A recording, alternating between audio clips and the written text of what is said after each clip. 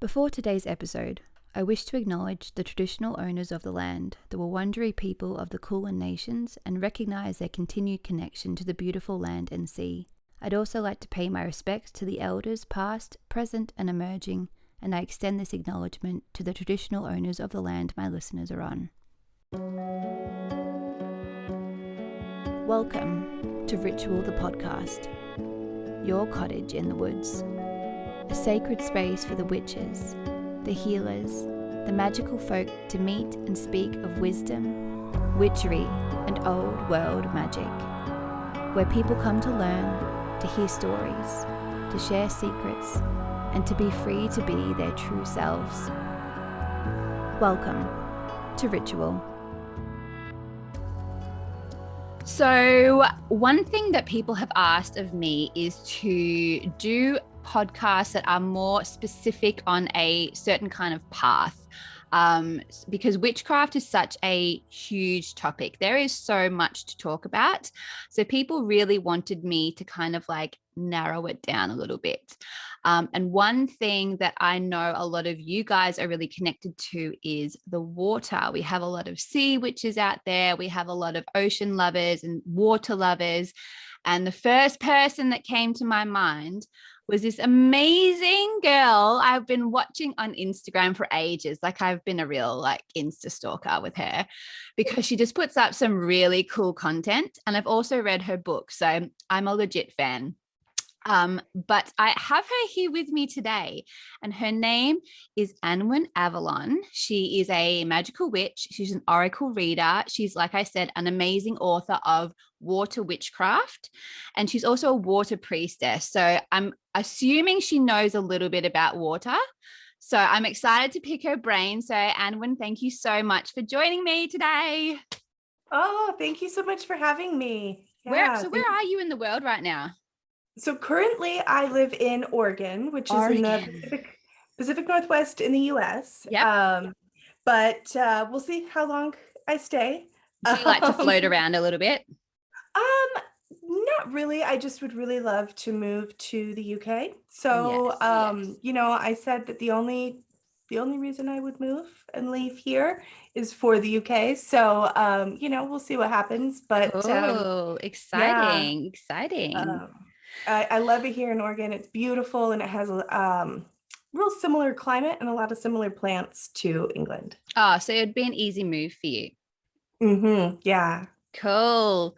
Now, the first question I like to start with is at the very beginning of your day. So do you have a morning ritual? Do you have, and it could be a magical one, it could be a mundane one, but is there something that you like to do to start your day?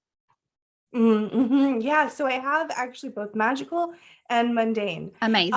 So we'll start with the mundane first. Yes. So, which actually kind of ends up being a little magical on some mornings, but the mundane is I love my coffee. I can't have a lot of caffeine because I get a little bit like, whoo, I'm with too hyper, too jittery if I have too much. So I like to drink it nice and early, and I'm not a morning person. Okay. I take a little bit to wake up. So you're a slow burner. Yeah, having that like nice warm cup of coffee in the morning is just fantastic. And usually I drink it with my partner, and it gets a little magical when, we have those like rainy days when we just like sit in bed and drink our coffee and, that kind of stuff. But on the magical side, once I'm actually up and moving, a lot of the reels that you see on my Instagram are done in the mornings as daily devotionals. Not always, but a lot of them are. Sometimes I record them the day before. Sometimes I record them the morning of, especially like when I'm like really kind of feeling inspired. But I have my house is split into two, and so I have a very mundane side with bedrooms and family stuff and animals. I've got dogs and cats, Yes. And then I have this side of the house, which actually has its own entrance right here, which is really nice for clients to come in and stuff like that. So once I kind of get through that process of waking up and all that, then I end up in the magic room. That's usually the first place I come. So yeah, the magic room's actually right back here. Yep. And this is the apothecary. So if you ever hear me reference apothecary or magic That's room, where you're at.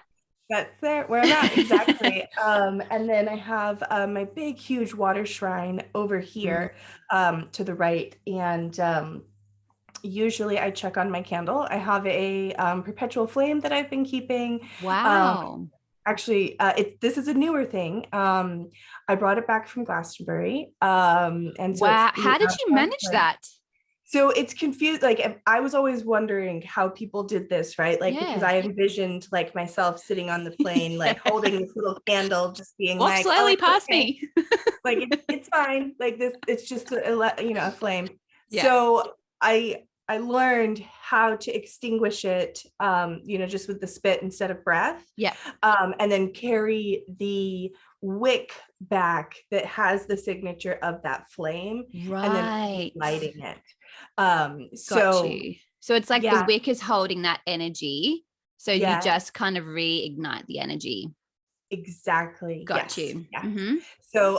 So this is actually a newer thing for me. And so with my practice being focused on water, it's also heavily focused on Avalon.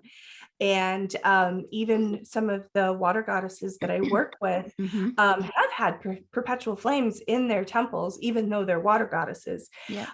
So bringing the Avalon flame back from Glastonbury and lighting it on my altar and keeping it has been really special. And it's really kind of reignited a lot of inspiration Yeah. around all of this. So I've been checking that in the morning, and if it's low, lighting a new candle, getting that in flow. And I usually spend time at my altars. And even on a day where I don't record a reel Yeah. or, it's just something simple. They can be as simple as just taking water and putting fresh rose petals in it and saying a blessing or a prayer or an incantation, and then pouring that as libations to a water spirit or deity. So it can be as simple as that, as just pouring a little bit of water in the morning to give to your water spirits or your altar or ancestors. I mean, if you don't work with water and you work with ancestors, water is life force. Yeah. And so to give that as an offering to the ancestors is quite beautiful as well. Wow, you just blew my mind. Like when there's like a subject that I get really excited about, I get all like tingly and like fidgety. And like right now, I'm like, I don't even know what to ask. There's so many questions. So, okay. So the flame from like the Avalon flame is amazing. And that's where my brain went because that excites me so much. So why did you want to do that? What's the purpose of the flame for you? Yeah, okay. Well, I've always been fascinated by Bridget's flame Yes. from Kildare. This is a really popular one Mm-hmm. that we know about, that's tended worldwide. And while Bridget is a goddess that I work with and I've often revered and honored, she's not a goddess that I'm dedicated to. Yeah.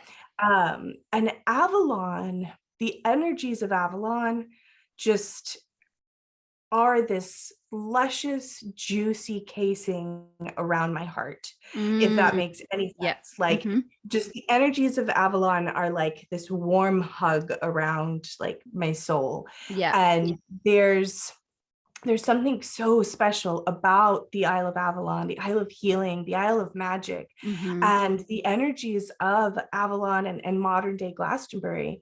And modern day Glastonbury really called me years ago. 2012 was the first time I'd been to England many times.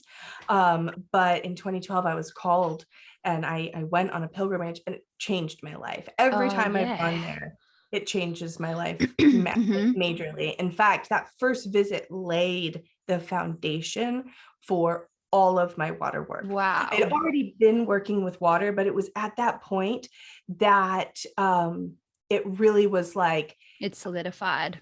it's solidified. Yeah. And I got this message. there in Glastonbury at these sacred springs to go and teach about water, teach people water magic. And I was like, I don't know how to do that. I don't know what. And like, you already know, you know everything. Like, you've been doing it, you've been learning it. And so, to keep things short, that's kind of where it all began. And I started teaching water magic, and I taught my first class a year later. And then that turned into a 9-month water magic course. And then that turned into the first book, Water Witchcraft. And I mean, so many different reincarnations, and I did so much different work for the book and the course and things like that. But so really, Glastonbury, Avalon, these energies, and the reason why I have Avalon as my last name is because there's just this strong pull. Yeah. And so when I went back in 2018, same thing. I came out really inspired and started writing Water Priestess. And so there's my foundation with Water Magic really is there in Avalon and Glastonbury and the red and the white springs and all these energies, and working with Morgan Le Fay and Gwen Upnith and these Avalonian energies and spirits have just really surrounded me. So when I was there this last time, one of the gals I was traveling with had a really intense experience, and we were actually in the Glastonbury Goddess Temple, and they have these beautiful wicker the 9 Morgans, these beautiful wicker 9 Morgans, and they're kind of holding hands, and they're very tall. And so you can like crawl inside, and it's kind of like having these 9 goddesses standing around you with their arms, and this it's so hard to explain, and you have to really experience, but she was having a moment, and we had kind of crawled in after, and we were excited talking and sharing, and everything dies down a little bit, and one trickles off and another trickles off and another trickles off. And I end up kind of by myself in this space there in front of the goddess of Avalon, Lady of Avalon, in the arms of the 9 Morgan. And one of the other gals kind of was like, oh, Annwyn, you gotta come and see this when you get a chance. So when I finished there, I climbed out, and she's like, they have a perpetual flame here. And I was like, I knew this, but like, and because I visited here before, I knew that they had this, but this particular time I was like, I feel compelled to carry this, to bring this home, and to keep these energies alight on my own altar. And so I asked the temple tender at the time, I was like, would it be okay if I lit my candles off of these flames? And he basically was like, actually, that's what they're there for. Like, we want you guys to carry these flames home and light them. And so that's amazing. It is just this light, this beacon, that this energy that is connecting all the way back to all of these experiences and all of the egregore that surrounds Avalon and my own path. So it's quite special. And I don't do a lot with fire. Every once in a while I do candle spells and stuff like that. But I don't consider myself like very fiery. But it's interesting because my maiden name translates into Fire Clan. Which is strange for me. A water witch. But it is interesting when I look at some of the water goddesses that I work with, and Sulis, the goddess Sulis, is a solar goddess. So her name is connected with the sun, but her waters come from like an aquifer way down below. So she's a water goddess. There's a temple, a Roman temple ruins in Bath where her waters still bubble forth. It's a tourist attraction. You can go and visit. And then you can actually go to a spa across the way that uses those same therapeutic waters that the Romans were using. They use it in their spa. So you can actually like partake of her waters in this like modern day setting. Wow, that's beautiful. But what a lot of people don't know is that there was a perpetual flame that was kept in her temple. And so she's water, she's the sun, She has a perpetual flame. Her springs are hot springs, so they're also heated from the depths of the earth. And then she also has a name that, or a nickname that means goddess of the gap. So she's in between. So she's the underworld where the aquifers, where her waters originate in the aquifers, heating up through the magma into the gap, the in-between, the liminal space, all the way up to the sun. So there's no perpetual flame for her. It doesn't exist because, her temple is now just a tourist attraction. And I would love to have figured out how I could get some sort of Sula's perpetual flame going, but this is so close. It feels so close to that. And the reason being is because the original flame from 2004 was lit on Beltane by the sun. Wow. So they didn't use a lighter, right? They didn't use a lighter or anything like that. They used the sun to light something, to light the flame. So when I had read that too, I just kind of had this like, oh, Avalon of my heart, a sun flame that's perpetual. It's perfect. Connects me with Zulus. Yeah, because she is like a balance of the two. Like I think fire and water, even though one puts out the other, I feel like they just go so well because they create that balance. Like, and especially when you, like in that story you just told, she literally is the balance of both. And if they were ever going to be incorporated together, that's almost how it would be. Yeah. Wow. So to have the flame on the water altar, it's deeply connecting me to the waters of Avalon, but also the waters of Sulis. And, Glastonbury is not too far from Bath. It's about an hour drive. Okay. Honestly. So, it's in a similar landscape. It's not like the difference between Florida and California where it's like a 4-day drive. Like this is very close, on horseback, it would have taken you, just a half a day to get from point A to point B. So this is landscape that is very closely linked. Yes. So even though Sulis is not part of Avalon and Avalonian lore, having her temple complex be so close to Glastonbury, those energies have been kind of combined. Yeah, I feel that, and that might be unverified, pagan gnosis here, but yeah, for me, that's absolutely how I feel. And we don't have any lore. There's no mythology about Sulis. There's a tiny story about King Blood and like the water, like finding the waters, but we don't have a mythology or a story like we do with Rhiannon or with Caradwyn, Oh, I'm so sorry, my dogs are barking. That's totally it's a dog friendly podcast.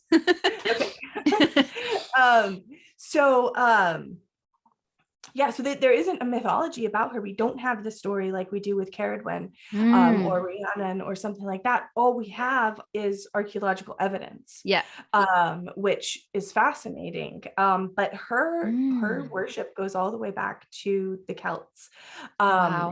She's quite fascinating because the Celts worshipped her first, then the Roman invaded, and they built a huge temple complex to her.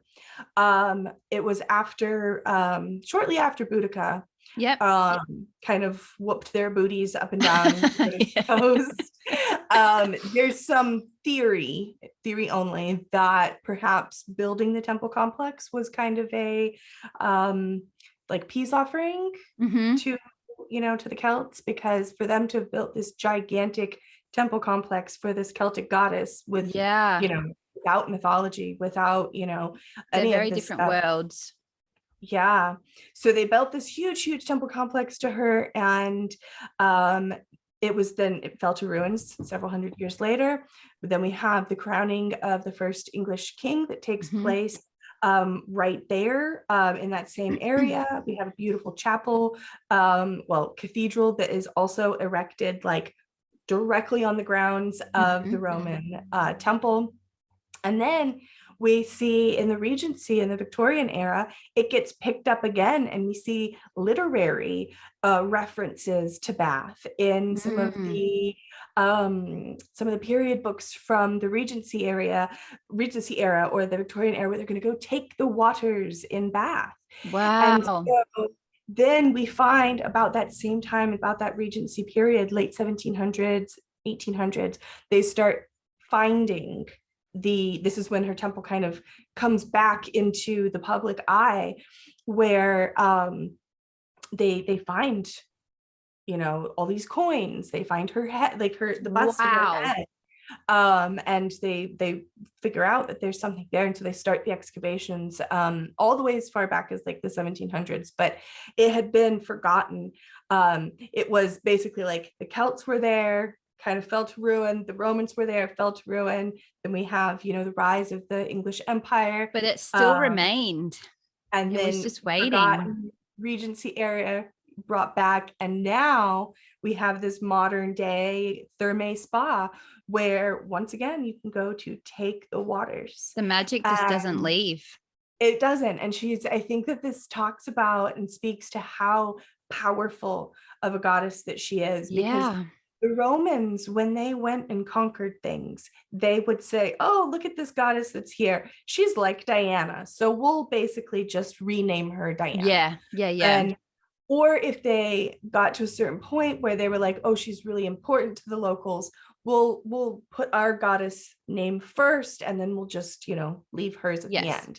And they didn't do that with Sulis. They flopped it, and they took Minerva, who they thought was the closest to her, and put it at the end so that she remained Sulis Minerva. So they let her Celtic name be her first, a name. Which was so strange because anywhere else it would have been Minerva Sulis. Wow. I would have loved to have been a fly on the wall for that conversation. Oh, I know. There's so many things. Like, part of me is like, I really just wish they would continue digging, because under the Roman ruins are the Celtic ruins. So please keep going. Yeah, keep digging. So with your connection with Avalon, because I like the way you described the way you feel about it, I have a very similar feeling. And for me, I've done a past life regression before where I am connected with Avalon. So for me, I think that's why when you described that, I was like, yes, and I've never been there and I'm dying to go over there. That's like top of my list. But I can almost like remember it clear as day, what it felt like to be there. So do you think for you as well, it's a past life connection? There's so much about my path with the water priestess path and like becoming a witch and everything that is what I call a remembrance. Because I don't say like, oh, I remember, because I don't remember like I remember what I did yesterday. But there's my entire body reacts like I know these things. And so this is why I call it a remembrance. It's like I'm remembering something. I wrote a little bit about this in Water Priestess, because I was so nervous to talk about past lives, because they can often be they can be sticky, and there's lots of opinions about past lives. And of course that, oh gosh, people are going to think I'm crazy but the way I framed it, I think made me very comfortable, because it didn't really put me out there saying like, oh yes, I know that I was this Avalonian priestess and like all this stuff, but it was very much like, look, like there's something here. I remember this. And it brings something out. It evokes something from me that is so powerful.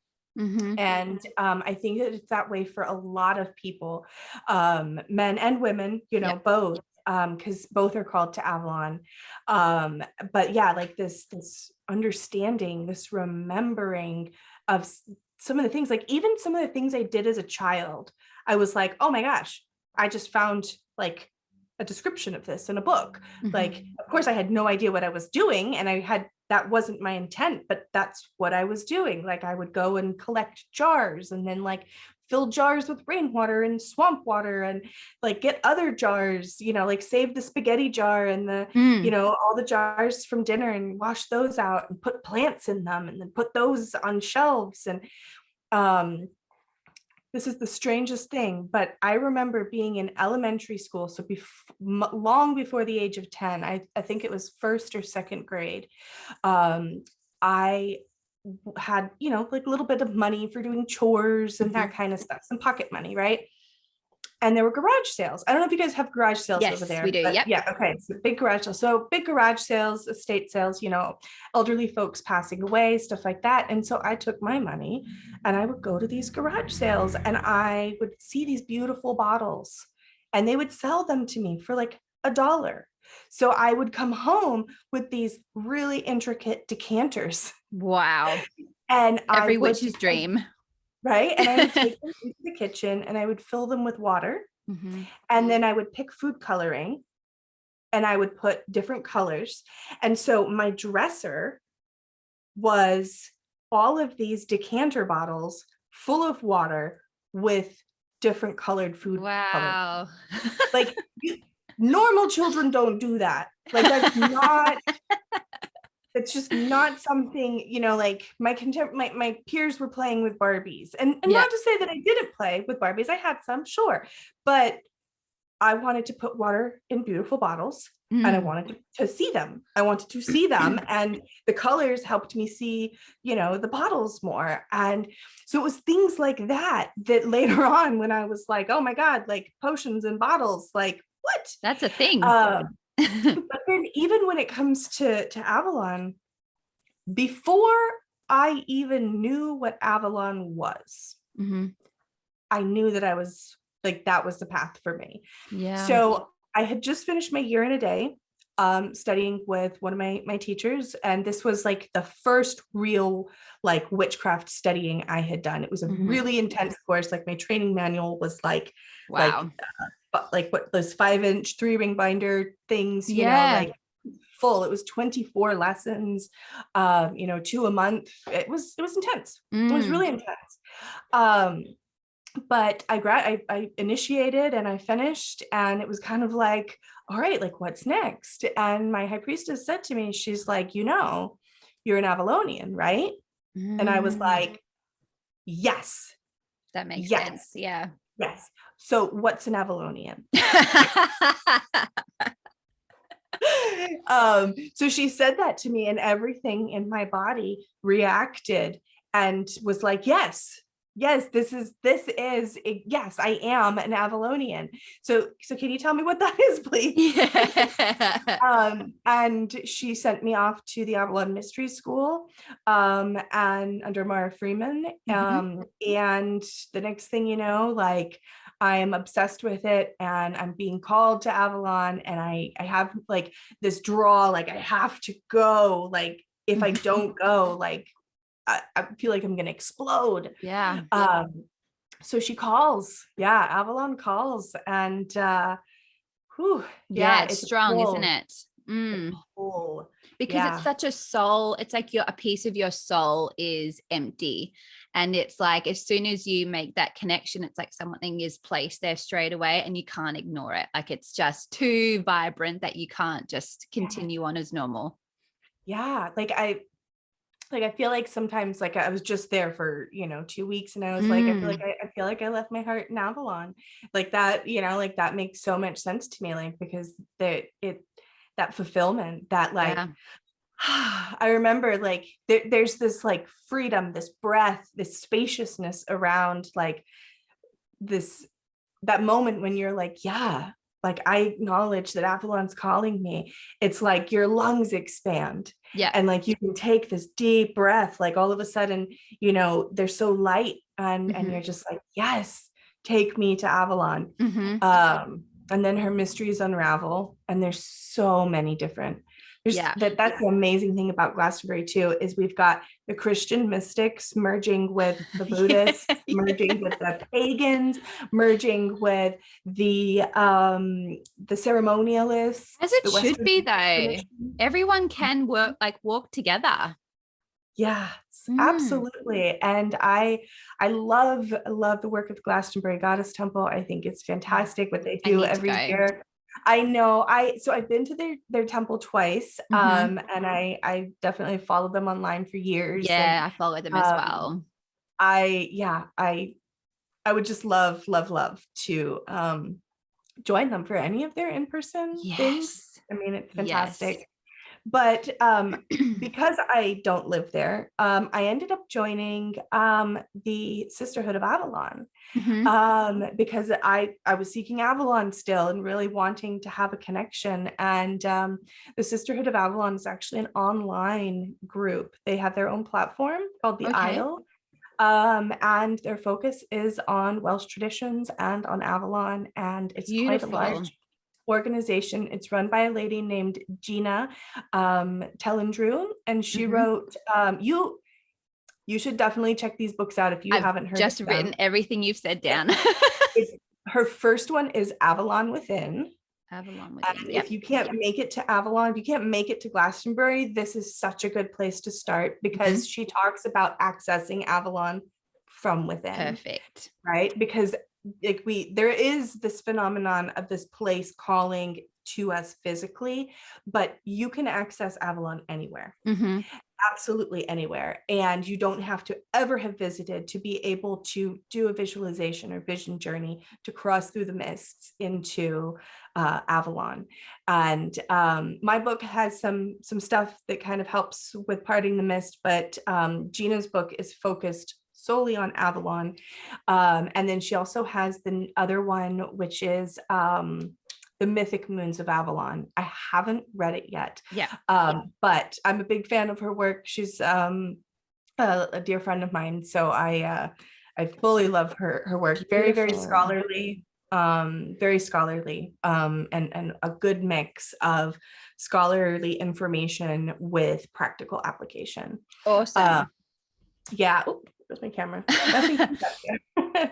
So, okay, so let's go back then. So how did you start your journey as a witch? So was this something that you always were, or like did you grow up in an environment where everyone was a witch, or how did it all unravel? And then how did you find your path as a water witch? I know you've kind of touched on it, but deep dive a little bit more. Okay, all right. So this is a long story, but so I did not grow up with other magical folks. In fact, I grew up in the exact opposite. I grew up in a Southern Baptist / born again evangelical upbringing. Definitely the opposite. Yes, and needless to say, I'm the black sheep of the family, you know. Proud to be. Yeah, the black sheep has more fun. It is. It's been a hard path, but there's nothing better than stepping into who you really are. 100%. And really just like not allowing other people to dictate who you are, who you're supposed to be. Yep. Hard, so and you lose hard. A lot. And you lose a lot, but you gain. What you gain is you gain yourself, which is the most important thing. It's so powerful. I mean, just know yourself and be yourself, you know? Okay, so going back. All right. Yes. So growing up in this household, there was an emphasis on witchcraft was bad. Yeah. But there was also this emphasis on spiritual warfare and understanding that there were other spirits that were bad and evil. And so I knew, like, I had this healthy understanding there was more out there, because I was taught that there was, but of course it was so evil. And then growing up, being in that environment, I was homeschooled. And so I did a lot of Bible study, and I would dive deep into Daniel and Revelations where there was magic. Like I joined an adult Bible study just on the book of Daniel because I wanted to learn about magic. And I wanted to know why, like, these men that were standing in the fire were talking to this spirit, and like, who was this spirit? And so there's this idea that there was spirit communication. It was all validated, but in a very like, but it's bad. And then simultaneously, I was homeschooled, so I had a lot of free time. And so I finished my school at noon, and then I would put on my Wellingtons and head out into the swamp because I grew up in Florida. So I would head out into the swamps and I would be out there until someone called me for dinner. And I was picking up snakes and, you know, like I was catching poisonous snakes in mason jars. I got grounded once for catching coral snakes. We don't recommend doing that, by the way. No, don't. I mean, it's bad, right? Like really, like I could have gotten myself hurt, right? But here I was catching snakes in mason jars, and you know, I had like wild rabbits that were like mine, and I had just this wonderful connection with nature. I spent like 6 hours a day in nature. So fast forward. And the next like really big important thing is, besides spending all the time in the swamp, I would spend time either at the beach, at the river, or at the springs. And so the first spirit communication I had, I was about 12 or 13, and water spirit communication. Let me clarify that, because I grew up seeing spirits. I saw them. We had like a ghost in our house that I like would regularly see, like, or an angel as we called them, you know, like stuff like this. Right. So, but the first like real water spirit contact I had was right in that puberty time frame. I had started to have precognitive dreams, and I'm immersed in nature. And I'm at odds because I'm clearly becoming who I'm supposed to be in a family that eventually is not going to accept that. At this point, you know, I don't even know what I'm becoming. But I remember being very upset, very hurt, very feeling very rejected, very just like why are these people treating me this way? And I was crying, and I walked up to the spring where the spring originated, at a spring called Rock Springs. And the water comes in and it flows, and it turns into this really beautiful winding current, and you can, you know, take your raft down and this kind of stuff. But I was upset. So I jump in the water, and it's fast at this point, and I get down low, and I'm just kind of cruising through the water on my breath, and I scream under the water, just as loud as I can, just like so upset, like crying. And I remember saying something about like, somebody save me, right? Because this is, I was feeling like I needed this saving. And my foot struck a rock really, really hard. And I was just kind of shaken by it, and then upset, and got out of the water, looked, my foot had been punctured where I had hit the rock. And it just was a tiny little like thing. But what happens is it turns into a little scar. And that scar is a tiny little downward pointing triangle. Like the water symbol. Wow. Right. Okay. Still haven't put 2 and 2 together yet, though. You have been chosen. Right. But I still don't know. Okay. I still don't know that this is everything that's happened. So fast forward. And by the way, my mom was born in Birmingham. So I had actually visited Bath and Sulis's temple at as early as 5 years old. So there was water spirit connection with her way back then as well.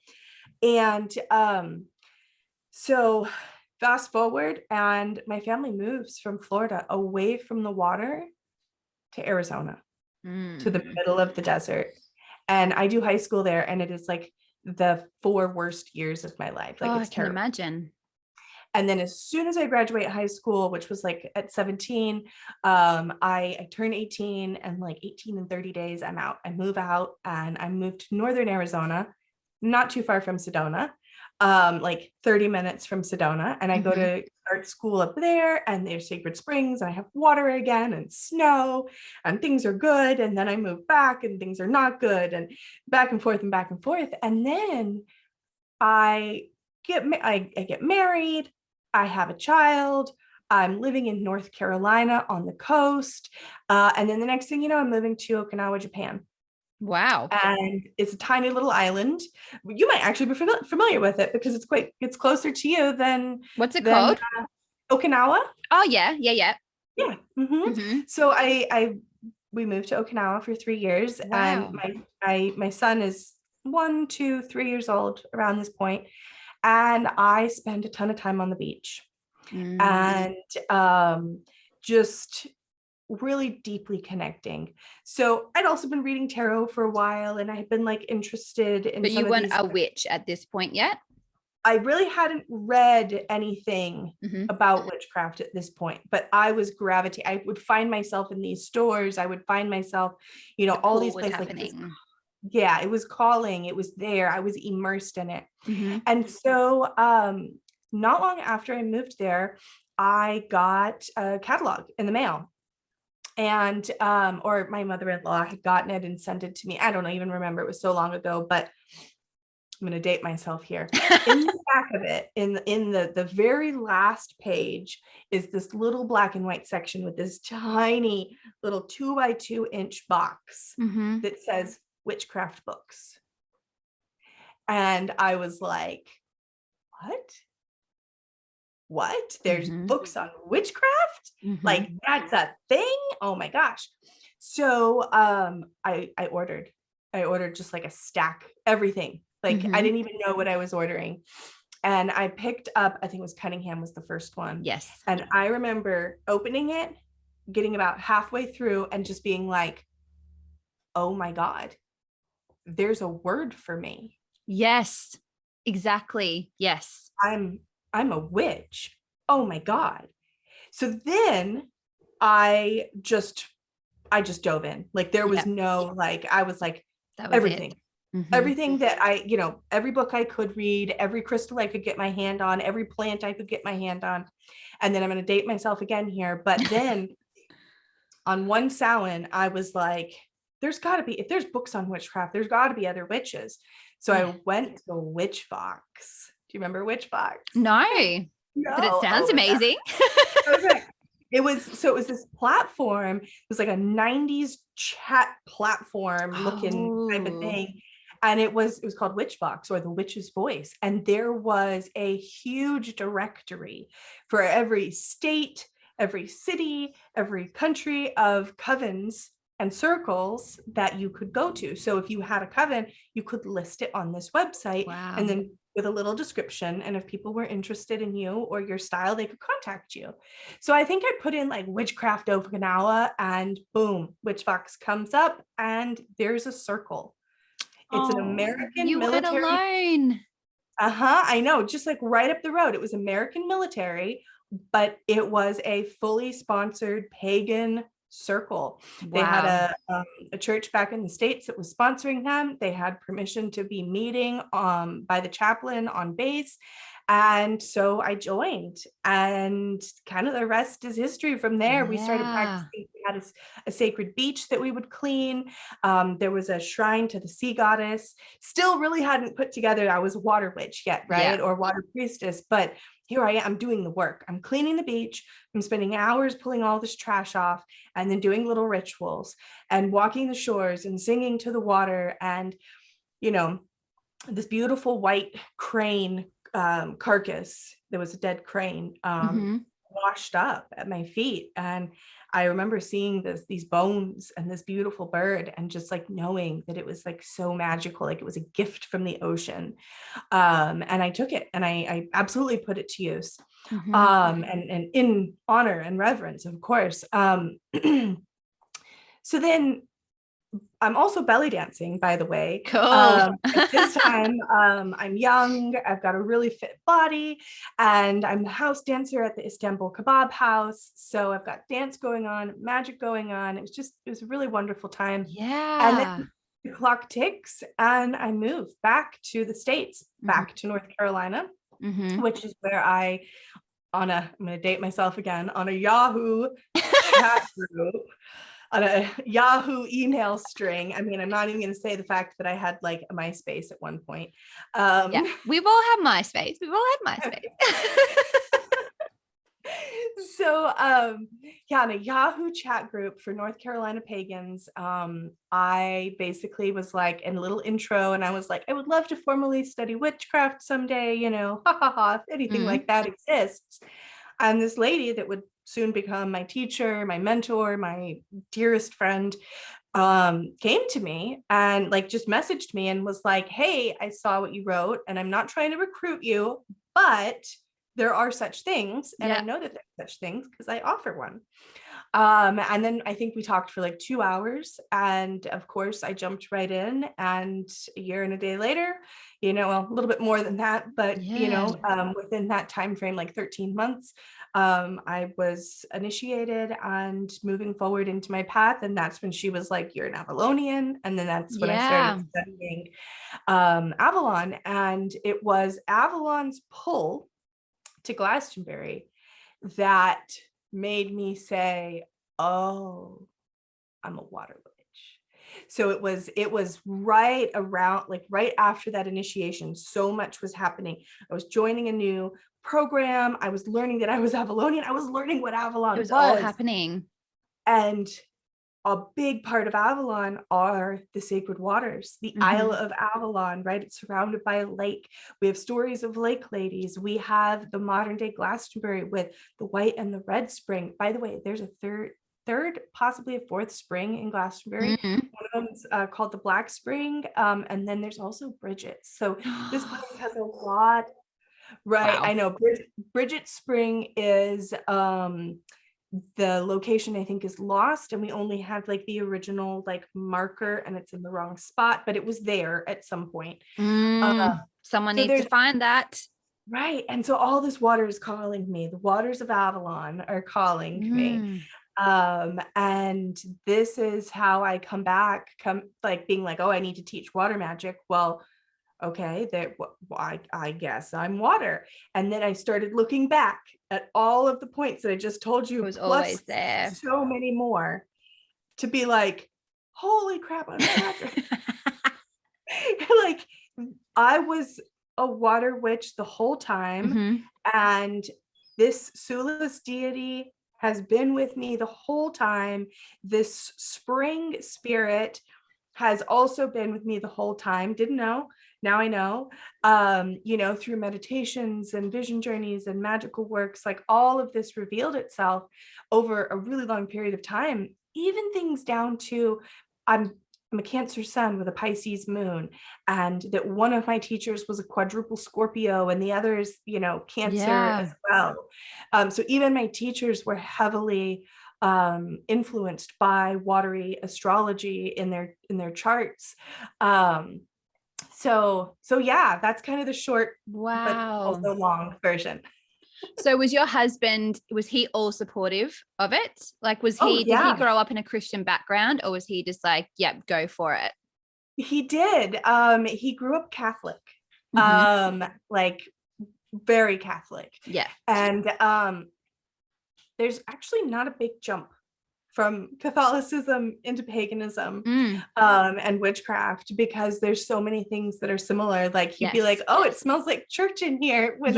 My husband's Catholic. Well, he grew up Catholic as well, and I'll burn things, and he's like, oh, that reminds me of being in church.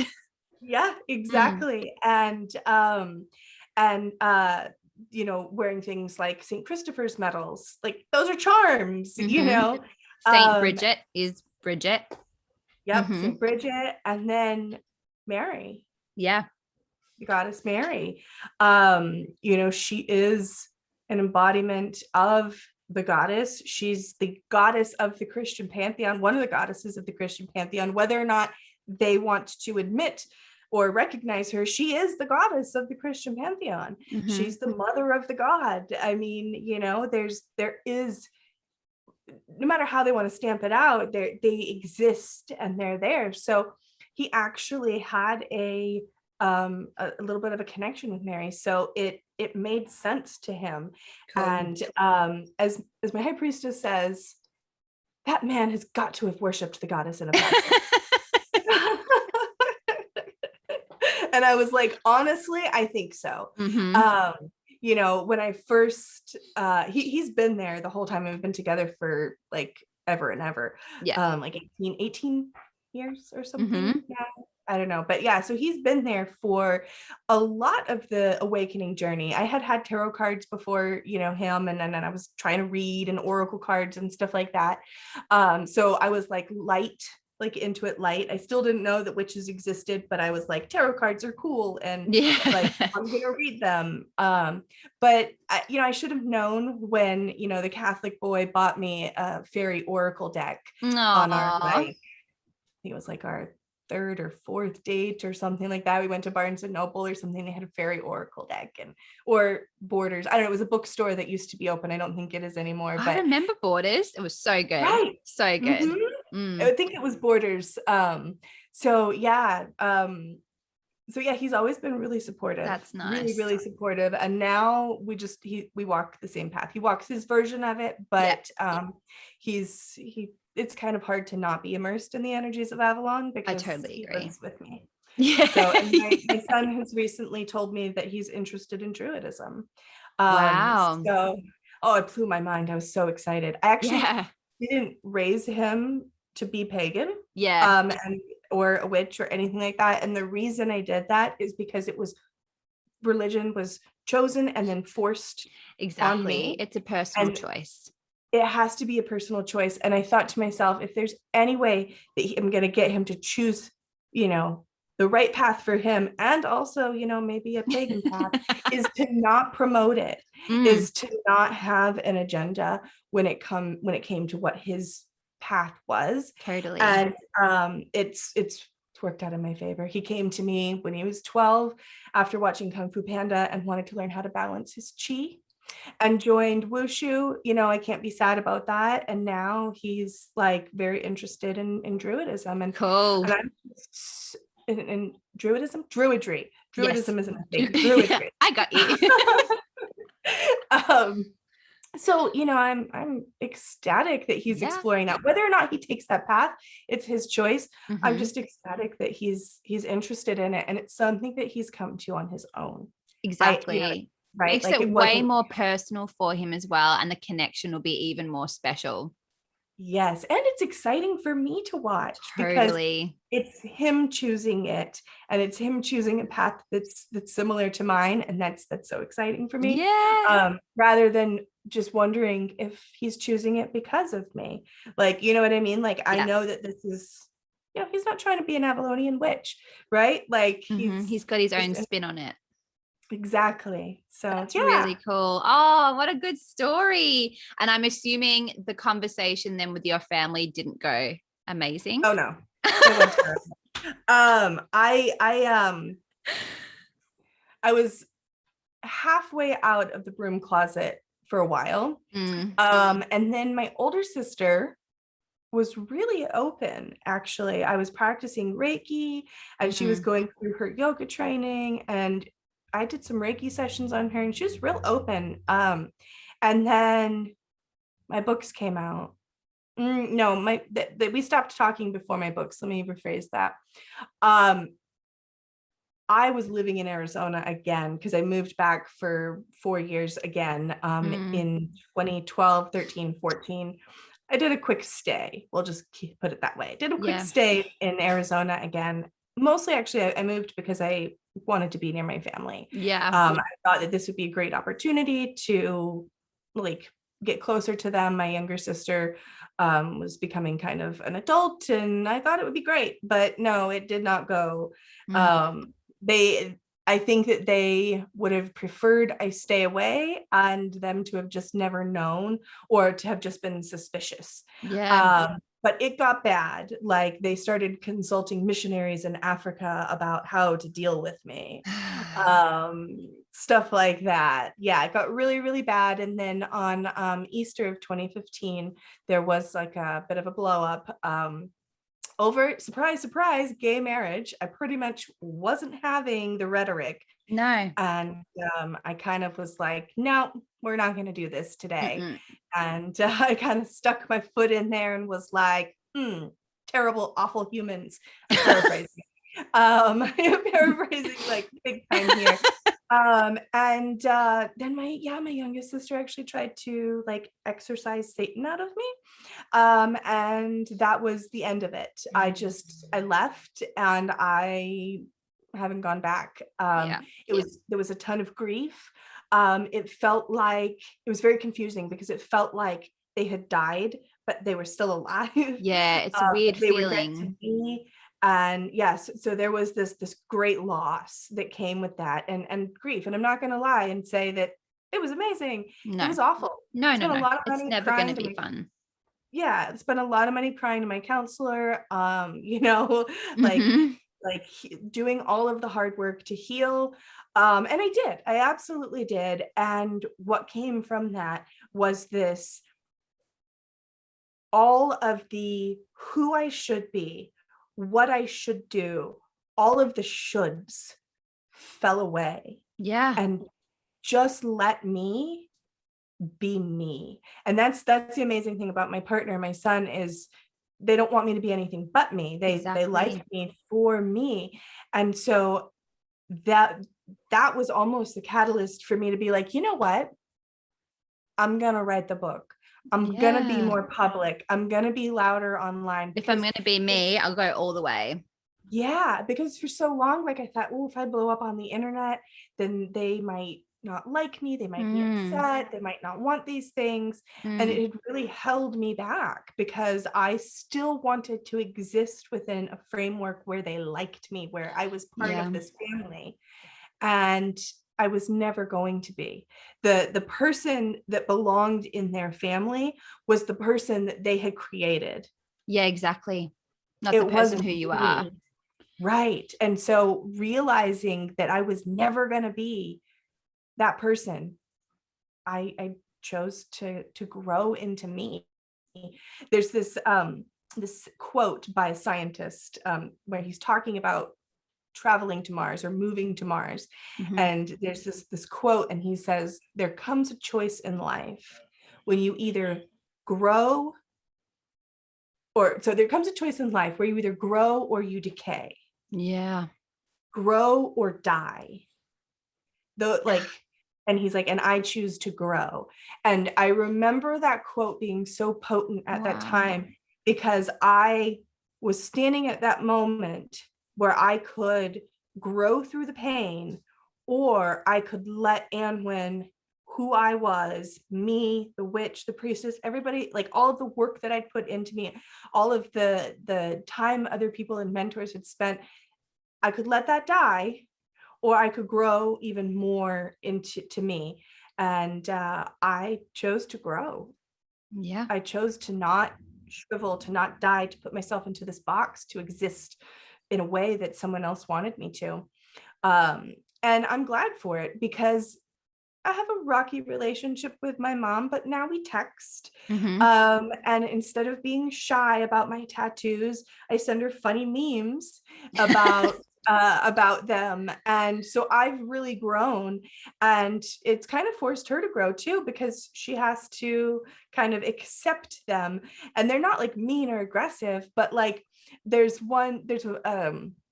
an audio going around on Instagram and YouTube right now, Mm. or TikTok right now, that says, oh, what, you don't like girls with tattoos? Take me off the roster. And it's like, it's this tiny little, like adorable little girl with like this dinosaur tattoo. And she's just like, you don't like girls with that are tatted? Then take me off the roster. So I sent that to her, right?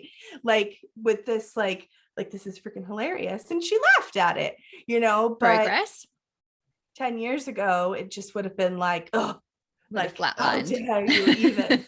So even though I had to go through that process of death, the rebirth has kind of also pushed my family to accept me, because I Yeah. won't accept anything less anymore. Like, you can accept me as Annwyn Avalon, the water priestess, the witch, the Avalonian, the little bit crazy person, according to them. You know, like you can accept that person or you cannot have me at all. Exactly. And that's your loss. And it's been so transformational. So anybody out there that might be listening to this, where maybe you're like not sure what to do, and you're getting that like that urge, that push of like, if I don't expand my wings right here, if I don't fly and become myself, then, you know, I feel like I'm going to die. If you're at that point, take the leap, because yes, there will be grief and there will be, you know, sadness and things to process, but with that loss comes the most beautiful gain, and that's those beautiful butterfly wings that rebirth into who you are. Yeah, that's so beautiful. And it is hard, but you shouldn't live your life for someone else. You should live it for you, and you are a perfect example of that. And like, look at your wings, man. Look at your wings. They're pretty amazing. That's just so good. It's a really inspiring story, I think. So thank you for sharing that. I know, yeah, it's really cool. Really cool to hear. So obviously your brain is filled with knowledge. Like just sitting here, I'm like, oh, wow, tell me more. So what would you then say to somebody who has that connection with water and they want to kind of, you know, work and connect more with it? So what would your first steps be? Like what's the best way to kind of dive in? Because obviously you can say things like go to the ocean, go to a lake, whatever. But on a day-to-day basis, like how would you first start to build that connection? That's so good. And my first thought was going to be like, yeah, get out from behind the computer and get into nature. One of the things, you can actually like research your watershed and like where your water comes from. And like, where does the water in your tap come from? Do you know? And so that is one way to intimately connect with your local waters, to find out where the water that you drink and that you shower with comes from. And you can do that with just like online research. It's different everywhere. But beyond those type of things, like little daily rituals, for connecting with water is one, if you have a water altar, go to it every day. Yep. Every single day. And you can offer water there too. You could offer water to water, especially like blessed water or singing bowls. Like you could put water in singing bowls and tone that, and then offer high vibrational waters or quartz water or moon water, like these types of things, like just simple little offerings, or on your ancestor altar, or taking the leftover water in your cups from the day before. I don't know if it's like my family where, you know, you take a drink and you put it down on the counter and like you get distracted by a dog, and then later on you get another, and you know, you end up with like little bits of water and in your cups everywhere. So instead of just tossing those things down the drain, putting them all together in a little bowl and offering them to a plant outside or your house plant, gifting them to the earth rather than just tossing them away, right? So really using all of the water that you take. But one of my favorite things, and it's very circular, so you can get into the habit of doing it, and that is, it's a protection ritual while you sleep. And so what you do before you go to bed is you just take a little bowl, just a little dish of water. I mean, it doesn't have to be fancy water. It does not need to be moon water or charmed water. Just be water from your tap. Just take it right from your tap and place it in that little bowl, and then place that bowl as close to your head where you're sleeping as possible. So if your pillow is here and you have a nightstand right next to it, put it on that nightstand. Or if your bed's next to a window and you have a little windowsill, you know, so it's really close to your physical body, but where you won't like roll over and toss it if you flail when you sleep. I flail when I sleep. Yes. So then you just leave it there. And what you can do is you can, you know, you got your little bowl, you can take your little finger and do a little pentagram for protection, or whatever it is. You can do protection while you just for your physical body while you sleep, for your dream state, for both, or for charm it and charge it with the intent to catch negative energies Oh, I or like bad that. dreams. So it becomes this vessel to actually pull the things, the energies into the bowl rather than you. Mm-hmm. And so um, the next, like sleeping, wake up the next morning, yawn, do all your things. But the first, like as soon as you get out of bed, or is, when that moment that you leave your room, right? Make sure you take the dish with you and just step outside and offer it straight to the earth. Mm-hmm. If you had a bad dream or something like a really terrible night's sleep, you can flush it down the toilet because it's Yeah. probably better to just get that energy gone. Yep. But if you're having pleasant dreams, you had a good night's sleep, just offering that to the earth. This is another reason why it's really good not to drink your water. Like you put a cup of water next to your nightstand before bed. It's great to not drink that in the morning because that cup is doing kind of the same thing without Yeah. without the employment, without you saying like, hey, do it. But that's why I think it tastes so stale. Yes, it does. Yeah. Yeah, because That there makes it's sense. energy. So you create this little vessel of water to trap bad dreams, bad energy. I mean, you can even evil eye, like that's a great one.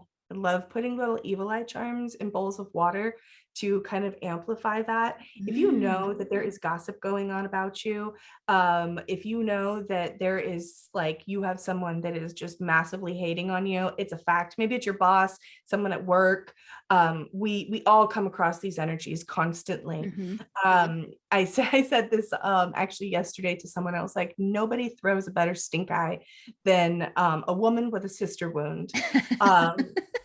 Right? You know exactly what I'm talking about. She's pissed off about everything. Every woman in her life has stabbed her in the Mm-hmm. back. She saw you doing good and she doesn't like it. That's so And true. it's all about her and where she's at and that kind of thing. But man, that power behind that, It's a that evil force. eye, yeah, it can be quite powerful. So if you know that something like that is happening and you're in the midst of it, take a bead, take an evil eye pendant, drop it in that bowl too, and give it an extra like, okay, and also catch all the evil eye. But the important part is to dump that water first thing in the morning to Yeah. get that energy out of your space, and also to make sure that you charge it with that in particular intent or employment before you fall asleep, so that you're like, yes, please be this like bad dream energy, evil eye catcher while I sleep, Mm-hmm. actively work. And you can do swirls. I love swirls because it's like activation, movement into the water. So if you're not a pentagram person, if you don't use those in your practices a lot, consider swirls with the idea of stirring the waters to kind of get them moving and employing them to work while you sleep. I love that. That's inspired me. And I'm also going to use that as the excuse as to why I have so many cups of water left in my bedroom. Like they're just collecting the bad energy. Okay. It's not me leaving them. Now, I had so many questions for you, but time has flown because you're just filled with too much information. So I have to get you back. I have to, because there's more I want to know. But tell me now, what's next for you? What can we see? Have you got work coming out? Like, where can we pick your brain more? Yes. Okay. So I'm in a really funky in between spot Yep. because my next manuscript is due in 30 days. You can do it. First draft. First draft. Oh yeah, I'm not worried about completing it, but I'm like in the thick of it and all I want to do is talk about it Yeah, and but I you can't. can't. I Damn can't. it. Not That's why yet. you need to come back. Yet. So that the thing that I'm like in the thick of working on, I can't talk about yet. Mm-hmm. I will say that it's not focused on water, but I mean, water plays a huge part of it. So, Mm-hmm. but it's not a book about water. I'll Mm-hmm. give you that much. But it certainly is full of water and is definitely Interesting. complementary. So that's all I can give there. But live streams on Wednesday. I do a live stream on Wednesday on Instagram. Yes. It's 11 a.m. Pacific Standard. I had Amy Blackthorne on I this saw that week. actually. I started watching it a little bit and I'm going to go back because then I had to talk to you. So I will go and watch that. Yeah. Yeah, it's saved in the archive. I save all of the live streams. So if anybody's looking through the live stream archive, there's like tons. You go back, like there's hours of talking. Amazing. I have Instagram is my main platform. I do have a Facebook. You can find me there under Annwyn Avalon. I just don't use it as much. I also have a Twitter, which is Waters of Avalon, I believe. But Instagram is That's my your jam. jam. Yeah. I also have a YouTube channel, Annwyn Avalon, that I haven't put a lot of videos out on, but there are videos that go back a couple years. And then I do have a TikTok. TikTok is kind of just everything on Instagram Cool. repost. But I do have a TikTok. I'm working on that, trying to stay like up with the new technology, with the cool and the kids. platforms. Yeah, trying so hard to stay up with the technology, but I figure I'll keep it up for a little bit, and then eventually it'll get too much for me, and I'll I understand. So I also have you can find all of like access to everything that I do on annwynavalon.com. It's a new portfolio website that is literally there so that you can remember one website and then can find everything else. I love that. Not complete, but it's 3/4 of the way done. Cool. And it's active. But if you want to see about my books, you can get direct link there. If you want to learn about water witchcraft, you can direct link to waterwitchcraft.com. I have water priestess training. So there's waterpriestess.com. So waterwitchcraft.com, I have a introduction, like a water witchcraft 101 course that you can just instantly download. That's up there. And then I have a 9-month water magic course, but it starts every March. So we're already in the middle of it, so it won't start again till March. But then water priestess training is on waterpriestess.com, and the intro course is free. Beautiful. So all you have to do is put your email in, and it should auto send you the information, and you can click on the link, join the Google Classroom, and all of the lessons are in there, and you can just work through them at your own pace. And then that leads on to level 2 and level 3, and there's different ways to do that. You can just do the course for cheaper, or you can do mentorship with me if you'd like. So there's two options. Sounds so good. I'm gonna do that. Now, last question. Well, kind of. We've done the morning, so how do you end your day? Do you have an evening ritual?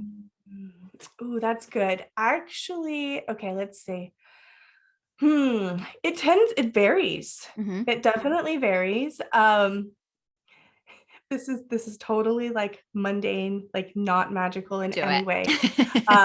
But my son is really into Doctor Who right now. So we eat dinner and then we watch an episode of Doctor Who. That's and nice. It's really become like a very nice, like I don't know, I've really been enjoying it. I've nice. Seen them all already. So to watch him watch them, and like all of the spoilers, if you're a Doctor Who fan, you know how yeah, you've got to go back and forth. So it's not magical at all, but it's been something that I've just really loved.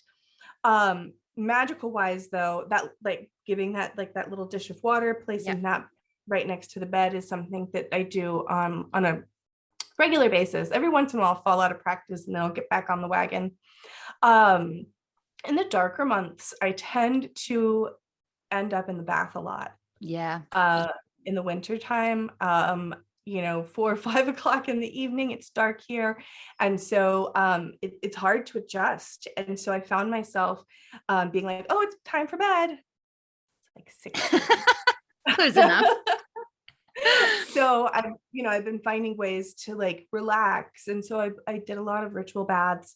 Now that it's warmer, and it's so cold during the winter too. So to like sink into that warm water. Either sitting in the jacuzzi, which is so the jacuzzi that I have, as I don't put chemicals in it, it's like one of the blow up ones, so I just clean it a lot. So sitting in that and doing some stargazing has Nice. been fantastic. Again, this is all during the darker months.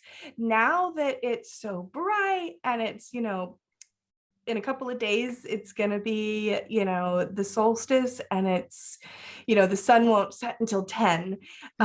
So I find myself actually in the garden a lot, and just walking the garden, and it's so nice and cool, and it's crisp, and there's oftentimes there'll be like this mist that comes in right at that dusk period where the sun is setting, so you can almost see it roll in, and it's very, very magical. So picking flowers and roses, and just kind of like watching the Beautiful. mist roll in, and I have a creek actually that runs the whole length of the property, from behind the magic room all the way down, and so I'll often go down there and sit in that twilight time period until the bugs get a little bit too buggy. Yeah.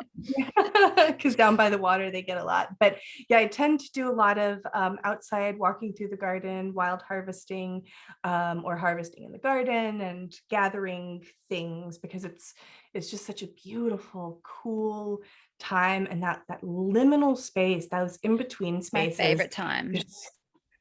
There's so much magic. There is. Really That's always is. when like the fairies come alive as well. Like you can feel nature is so electric.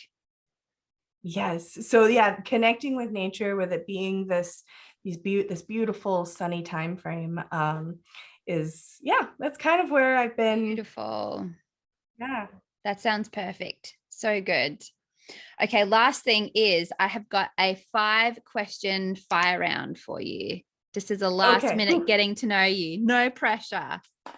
So first question, what is a movie you could watch 1,000 times and never get sick of? Oh my gosh. Oh, you guys are gonna. Okay.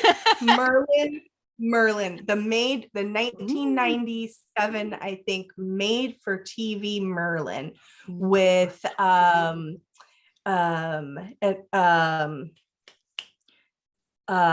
Martin Short is in it. Cool. And it's one of the first Helen Bonham Carter. Yes. Is Morgan Le Fay in there. She would be so good at that. She's so young in this, though. I mean, she's so young. It's crazy to see her so young. And Isabella Rossellini is Nimue. So it's got some big characters, but oh my God, I mean, it was made in 1997. The 90s so it's know how to make movies. Cheesy. Yeah, it's so cheesy though, cheesy graphics, but that and Pride and Prejudice with Keira Knightley. I've watched that one. Nice one. But yeah, that Merlin, I don't know what it is. It just it does something about like that like fantasy realm, and I don't know. I love it. I'm gonna watch it now. That's exciting. What's a book that changed your life? Cunningham. I'm just like the author Cunningham. But Incense, Oils, and Brews, I think, was the one, because I remember just like being like every recipe in there, wanting to make it and doing right the practice of witchcraft. After I had that like, oh my gosh, I'm a witch, then it was like, now I will do all the things that I always did with intent. And so I just started making things, and it was in that practice where things really shifted and really did like validate and change my life. But Codependent No More, by Melanie Beatty, was another one that changed my life. And anybody that comes from a history of trauma or abuse or alcoholism or anything like that, like with a parent, growing up with a parent like this, this book changed my life, because it really teaches you how to not be responsible for other people's problems and how to be responsible for your own. So yeah, if anybody's grown up with trauma or abuse or an alcoholic parent, that it's a life changer. Check that one out for sure. Do you have an animal that you have a special connection with? And it could be like a pet, or it could be a kind of animal. The heron. the blue heron. Yep. I've got cats, I've got chickens, I've got a peacock, Oh, and I've got cool. dogs. But the blue heron has just been this guide. There's Mm, the blue heron shows up over and over, and they're aquatic birds. They actually embody land, sea, and sky, the three Celtic realms. The land being standing in the mud, the sea being the water, it's a water bird, and the sky being the flying. yeah. But they're messengers of the gods, and they have a very powerful medicine and message. They're liminal. Beautiful. They're liminal creatures as well, because they stand in that liminal marshy land Yeah. in dawn and dusk. And so yes, Yes. it's Good liminal. answer. I love that one. If you could travel anywhere in the world right now, where would it be? Back to England. Even though I was just there like 2 weeks I ago, know. I got home. Actually, no, it's more than 2 weeks. It's 3 weeks now. But I got home at the end of May, and I'm ready to go back. Oh, I So was watching all your stories on Instagram when you were there, and I was living through you because I was like, that looks amazing. I have so many more to share. But like Please do. nobody loved my Stonehenge reel, so I got like super sad Oh, about it. I did. I did. And if I Oh, didn't, I'll good. double like it because I was watching it before. Okay. I was it last night or this morning, and I was like, because when we were over in England, we were going to go to Stonehenge, but we had our kids were like how old, like 2 and 3 at the time, and it's like when you travel with kids, you don't get to do all the things that you want to do. So Yeah. next time we're doing Stonehenge. Go on their website and poke around, because I think it's 75, it might be 50 pounds a person. Mm, So it's something ridiculously, like, it's not too expensive, but mm. it's not cheap.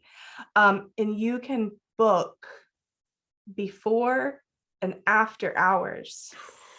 So all of those pictures, that reel, I don't know if you noticed, I'm not outside of the ropes. I'm inside No, the stones. I'm stop. That's I'm in the middle. amazing. I'm in the I'm middle of doing that them. for sure. See, So before I go over there, I'm going to be talking to you, going, tell me all the things I need to know. you just have to go on their website. You have to fill out the form. You have to pick your date and your time. They'll let 20 people at a time. Mhm. So you may be in there with like strangers. You're in there. But it's 20 people at a time. And yeah. And there was in that reel, there was this flat stone. I don't know if you saw it. It was a flat stone, and it had like a little like indent, and there Yeah. was water in it. I don't Did know you if you get the saw that in the water? reel.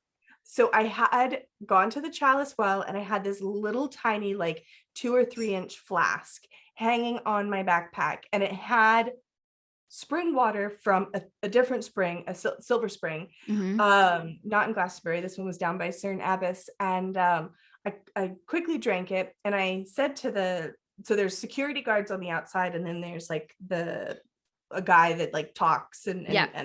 answers questions and stuff.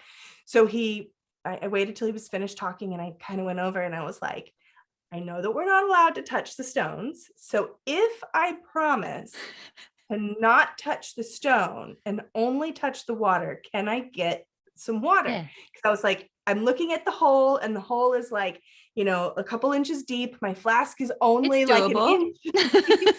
So he was like, yeah, that's fine. So I put that little tiny flask down into that water, and I have a tiny flask. And then I had my ancestor beads on too, and I dipped those in as well. So I have this tiny flask of water that was dew, basically, that was collected. Wow. It hadn't rained in a couple of days. So this dew collected in one of these sacred stones. Oh my Um, God. and I didn't touch the stone, so I won't Well get in done. trouble or kicked out. But yeah, this, throughout antiquity and all over the place, there's these stones, especially in the Celtic lands, where they have what are called cup and ring marks. And they go all the way back to, ancient times, but dew collected from these indents in the stone was considered to be like extra powerful. So Yeah. I have like this tiny little vial of some of the most potent water I've ever collected. And that was, yeah, from Stonehenge. So That is definitely, amazing. if you can, see if you can go in to the stones. There's like usually like 2 spots at dawn and 2 spots at dusk. Beautiful. Good tip. I will be Yeah. doing that. Thank you. And final question, what is your definition of happiness? Oh, ooh, that's a tough one. Okay. Allowing yourself to have the butterfly wings. Mm-hmm. Yeah. Not, I think the caterpillar is so perfect because, the little caterpillar doesn't feel like he's much. He's just one of the many munching on the plants. Yeah. And then there's that constriction of being in the cocoon, of being constricted, and then that death portion, and then the rebirth. So I think that happiness is going through that transformation so that you can become who you really are, who you're meant to be. Yeah. That's happiness, because we're never happy until we are like fully in ourselves. In fact, a lot of people that are unhappy, if you look at the root of it, it's because they're not fully in themselves. They're still living by someone else's standards. So yeah, happiness is living by your own standards and letting your wings spread, becoming the act of becoming you. Perfect. Good answer. Thank And you sorry, this so was much. supposed to be rapid fire, and I like went Oh on no, like that's 4 totally side fine. quests. Our interview is also going to be an hour. Remember, like, yeah, 45 an hour. It's an hour and a half. So that's totally fine. Thank you so much for being here and for like sharing all your wisdom. I'm not joking. I am going to get you back to answer the rest of my questions. I would love. But everyone check out Annwyn on Instagram. She does these beautiful reels and they're so informative and inspiring. So if you're really into water magic, go and follow her now. Just stop listening and go and follow her and read her books, because they are also as beautifully written and inspiring and motivating and all that stuff. So go check out everything she's done, because she's amazing. But thank you. I really appreciate talking to you. Thank you So much for having me. Thank you.